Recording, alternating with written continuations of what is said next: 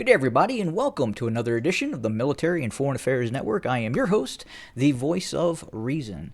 Today, we're heading into day 74 of the ongoing war between Russia and Ukraine. And before I start on our analysis today, I just would like to wish all the mothers out there a happy Mother's Day. And, of course, happy Mother's Day, Mom. So, where are we going to start today? We have some fairly significant news that is coming out of the region. Both progress and setbacks for both sides in the reality of war as it happens. And first, as we've been starting out for the last few days, we're going to journey over to Snake Island, to the kind of the southwest off the coast of Ukraine. And as we know, the Russians had taken control of this island, and there has been several engagements in which Russian naval assets have been engaged by both Ukrainian drones and Ukrainian anti-ship weapon systems, namely the Neptune. Now we're starting to get information that would indicate that quite possibly Russia is now evacuating Snake Island. That the tenacity and level of resistance being put up by Ukrainian forces in the area of Snake Island, and that usually takes the form of a TB2 Bayraktar drone attack that has been hitting both the Russian resupply efforts to the island, Russian ability to strengthen the island's defenses and the areas around the island with anti-aircraft and anti-drone weapon systems. That has been negated by ongoing efforts by Ukrainian forces, specifically using the TB2 Bayraktar drone. We can say now that it is very, very difficult for the Russians to remove the TB2 drone threat from the area around Snake Island. And obviously, it's not just the TB2 drone. The TB2 drone obviously has attacked the island. It has attacked targets, seaborne targets, attempting to supply the island as well. But also we have, first and foremost, NATO, United States, direct assistance in the form of intelligence that have the ability to identify inbound Russian aircraft and obviously naval vessels as they start to approach the Snake Island. Then you also have layers of Ukrainian air defense systems that are obviously land-based, and then you have the anti-ship weapon systems as well. So you have again the intelligence being offered, real-time intel by Western powers. You then have the TB2 drones, the air defense systems of Ukraine, and then you have the obviously the Neptune anti-ship system as well. And that is making it very, very difficult for the Russians to, one, negate the TB2 drone threat because they are unable to operate aircraft in this area because of the air defense systems. Furthermore, moving troops and equipment, usually troops or equipment to the island to reinforce the island's defenses, is also under threat because of the Neptune anti-ship system. And then you have the loitering TB2 drones, which have been fairly omnipresent, and we have seen now a Russian helicopter that had landed on the island, and we don't know if this was a supply effort or a effort to evacuate forces because of the risk of the Neptune anti-ship missile to evacuate the Snake Island with a large amphibious type of ship or transport vessel. But a helicopter that was sitting on the ground, either offloading, onloading troops, was hit on the ground. You can clear as day see it. We do know it was the optic of a TB2 drone that hit that helicopter.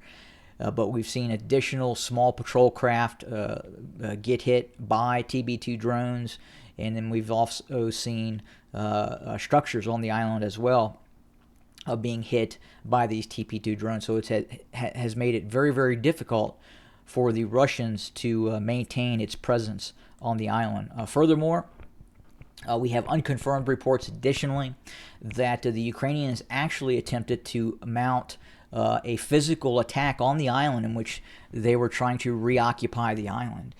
And earlier reports indicate that was unsuccessful. The Russians were able to prevent some of those assets, both by sea and by air, from landing on the island. And it sounds like right now that the island has, for all intents and purposes, is being vacated by Russian forces, and we could quite possibly see the island no longer occupied by either side because of the risk of moving forces by either side to the island. And I got to tell you, this has ramifications for the Russians. It really does. If you think about Russian capability, and look, I know this is going to get some pushback from the Russian side that obviously watched the program, but having difficulty for the Russians to continue an occupation of Snake Island, in which we are seeing a major force construct of Russian forces just over here in the Crimea, and then you have Snake Island, not very far off the coast. That would lead you to believe that the Russians would then have issues maybe occupying certain islands in the Baltic Sea if all-out war were to start between NATO and Russia. And we've heard that there's been talk about the possibility of the Russians occupying Gotland Island or some other islands closer towards kind of St. Petersburg and the Russian mainland. But at this point, you would have to say that could be put into question because of the performance of Russian forces in terms of what we're seeing in the continued battles that are happening around Snake Island. And as we leave that area of conflict, we're going to head back over to the southeast, to the Donbass, to the ongoing fighting. And it would appear that the Russians have had success in seizing control of the crucial town of Popasnaya.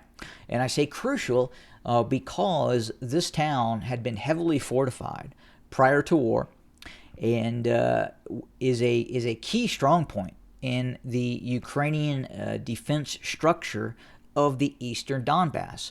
And right now we are receiving reports that Ukrainian forces are falling back to secondary lines, and the Russians have been completely successful in capturing all of the town of Popasnaya. Now, obviously, there was some very vicious and heavy street-to-street fighting, and in many of those strong points and fortified areas and bunkers that surrounded Popasnaya and were actually inside of Popasnaya, obviously were reduced, and those Ukrainian forces that were defending it have had to retreat to different positions. So a fairly significant setback for Ukrainian forces in that area of operations regarding to Popasnaya, but at the same time, we're continuing to see Ukrainian forces launching a fairly successful counter-offensive operation within the vicinity of Kharkiv.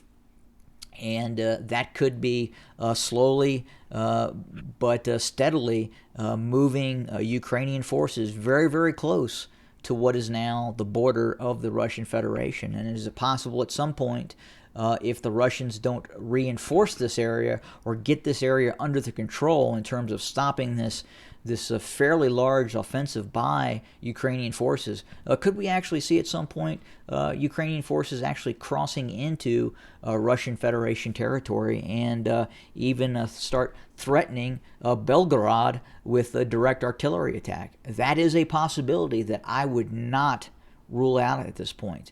And I do believe that the Russians understand that and will probably move needed forces to stop said operation and stop the Ukrainians from physically shelling Belgorod. But it would be within every right in terms of of the practice of warfare for the Ukrainians to conduct said operation and then to shell Belgorod based on the current climate of the conflict. But that's pretty much it for today.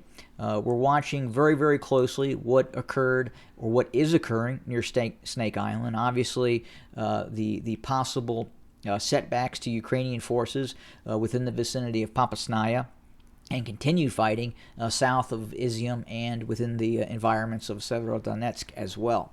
Also, one thing to note, we're going to have to back off on that report about the Russian frigate, the relatively modern Russian frigate that was reported to have been hit by Ukrainian anti-ship weapon systems.